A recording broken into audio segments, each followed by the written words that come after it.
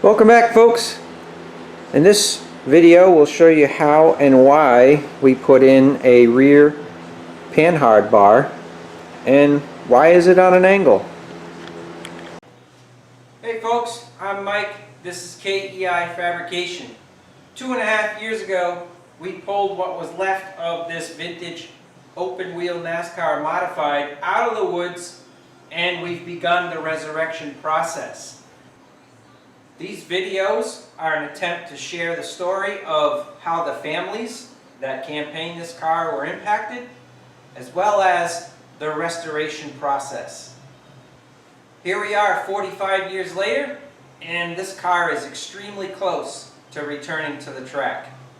I hope you like this stuff. Follow along, like, share, and subscribe, and go on the journey with us.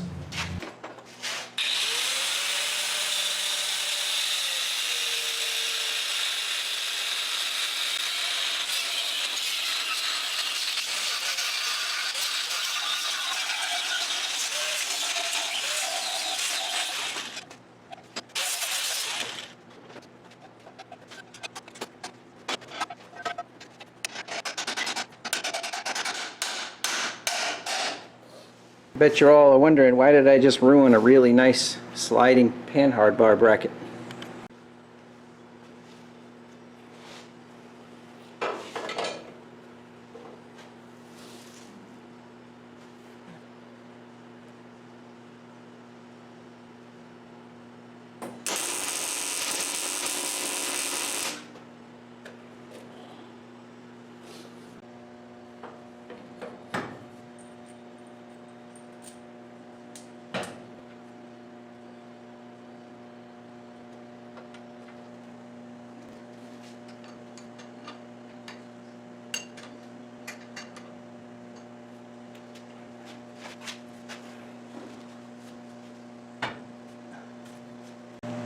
Alright, I'm trying something here, folks. You know, that panhard bar slider bracket was something I picked up at a swap meet for like 10 bucks. So if this works, obviously no harm, no foul, right? And if it doesn't, I gotta fabricate something else.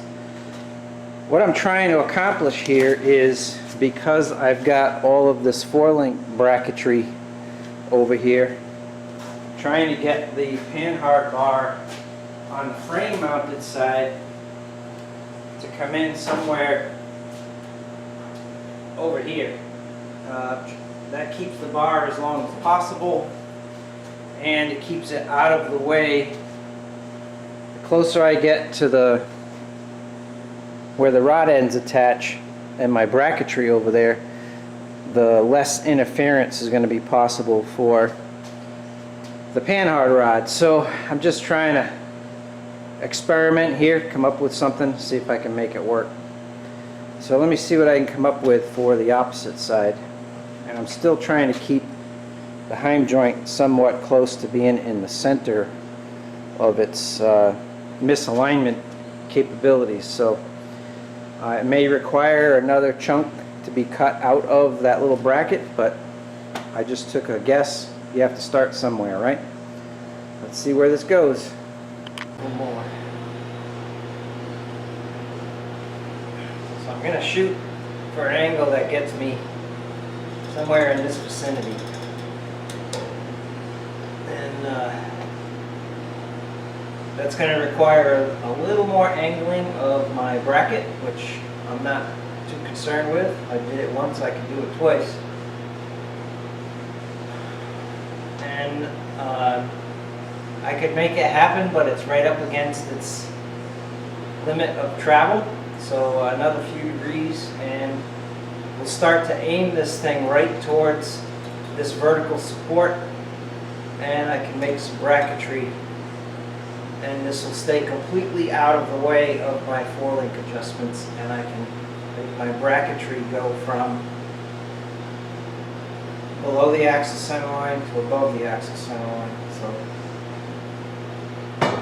let's see what I can accomplish.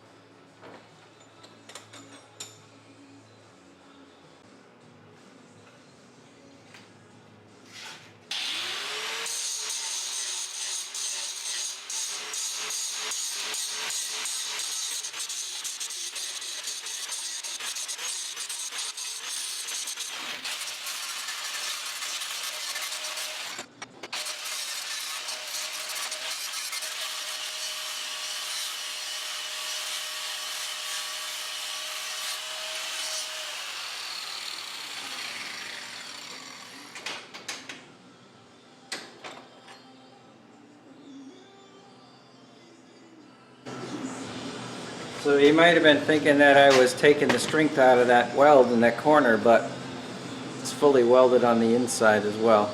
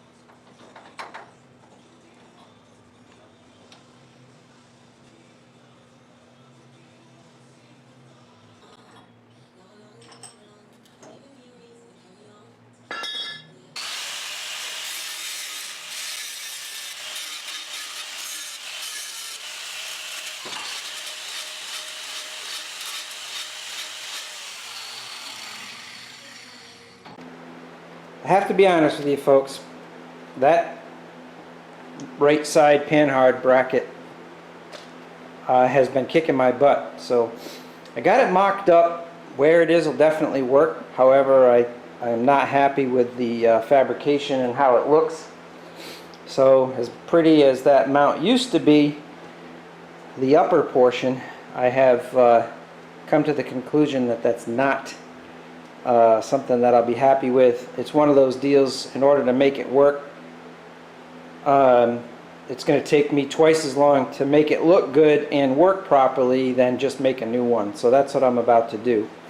So one of the things that I did realize by just stepping away from it and thinking about it for a while,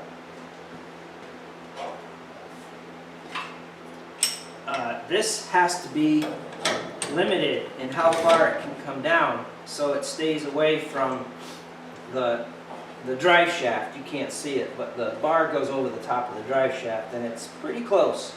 So I'm going to install this, put a hole in this plate. It slips up over the tube, and it'll go right in the bottom of this cross tube and tie in the lower 4-link bracket, and that'll also be a travel limiter for the panhard bracket. Because the tube sticks through the bottom, I can put the weld on the bottom, and that means I get full travel downward, and I'll get enough limit between the drive shaft and the panhard rod to, even with some pinion wrap up, not be banging on the drive shaft. So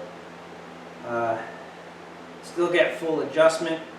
This will be equally as far down as it is on the left side where it mounts on the rear end, and I can also get the full travel plus a little bit up top based on where my upper travel limit is for my axle mounted portion of the panhard rod bracket. So the plan is to take this off and just redo it so it ends up in the same location, and hopefully be a little happier with the design, and not only will it look better, but it'll perform better as well.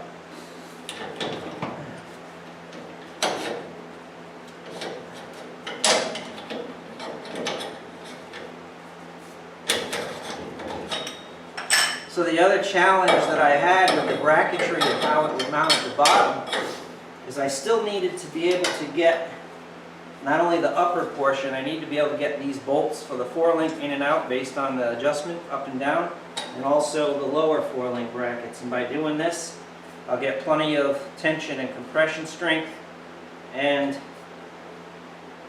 not interfere with the hang ends and anything else. So big challenge, a lot of stuff in the way. Whew.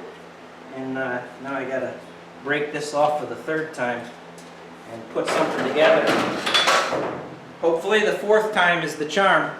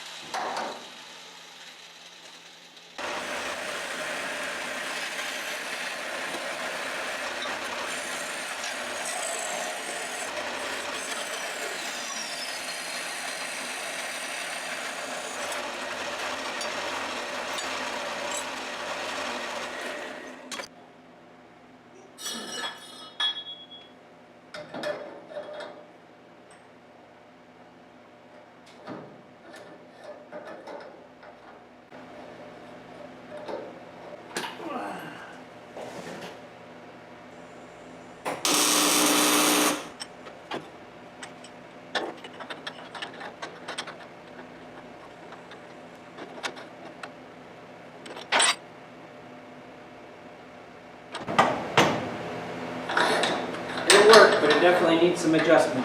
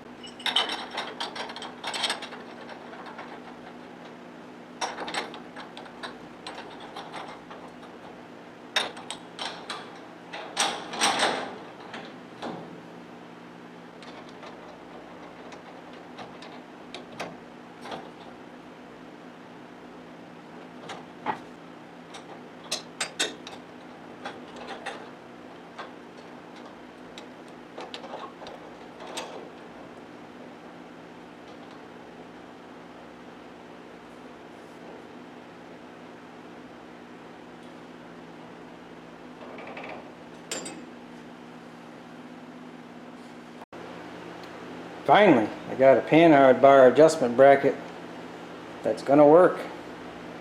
Guess 4th time is the charm.